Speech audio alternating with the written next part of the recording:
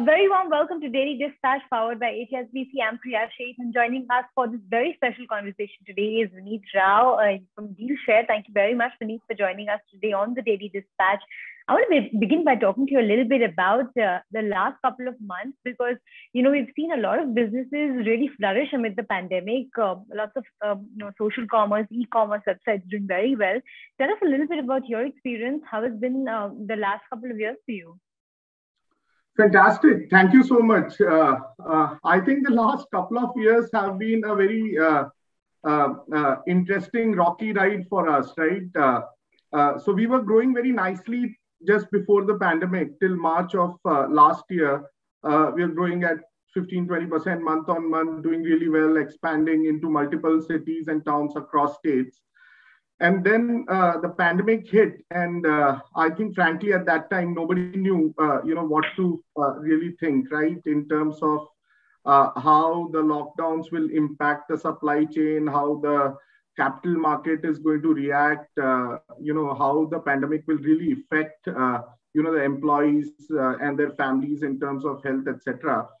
So I think we took a good, few months during that time to really rethink about the business and really get ready if this pandemic period lasts for a very long time and how we should really be building and thinking about the business because we are still a very early stage startup.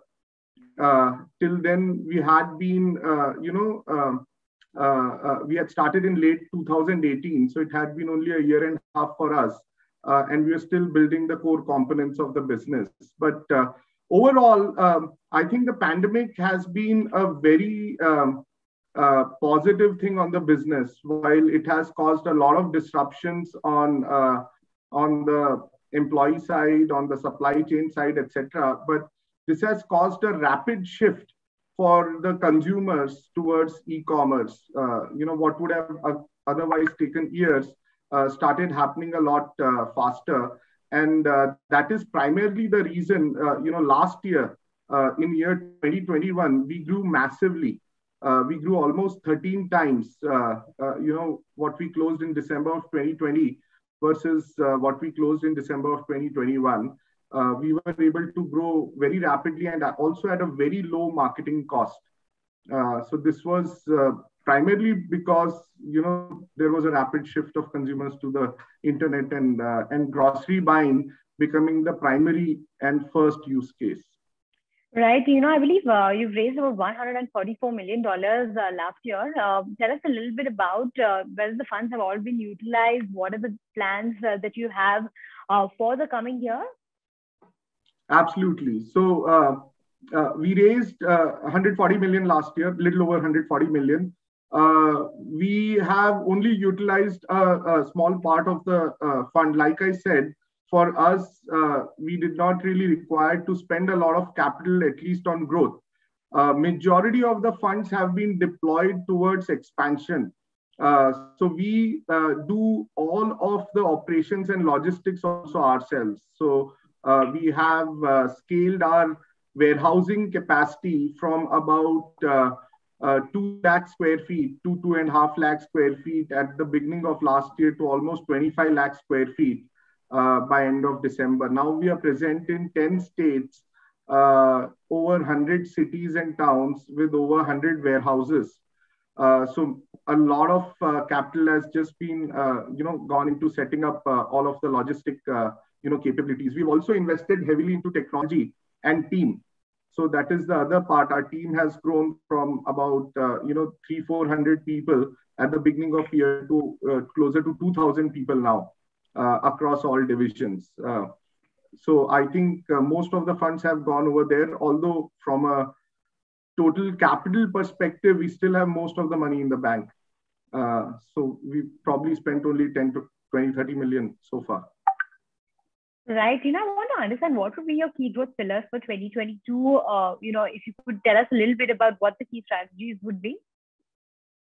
Absolutely. So I think on one side, we will keep on expanding and our goal is to touch 1,000 cities and towns by end of this year across at least 15 states. We already have Rajasthan as a very good model.